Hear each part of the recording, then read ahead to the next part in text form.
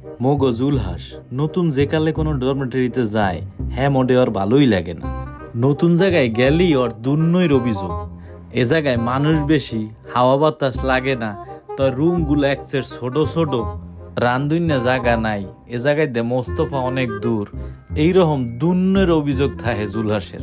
শত অভিযোগ আর খারাপ থা সত্ত্বেও জুলহাস আস্তে আস্তে এই খারাপের লগেই খাপ খাওয়ায়।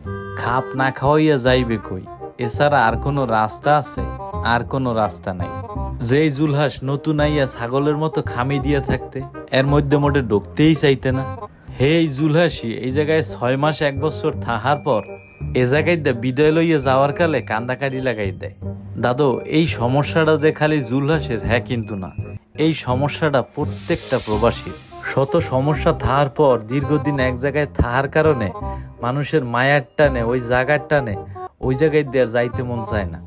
নতুন জায়গা পছন্দ না হইলেও কিছু করার নাই, আবার দীর্ঘদিন সবাই একলগে থাইক্যা যাওয়ার কালে না যাইতে মন চাইলেও কিছু করার নাই।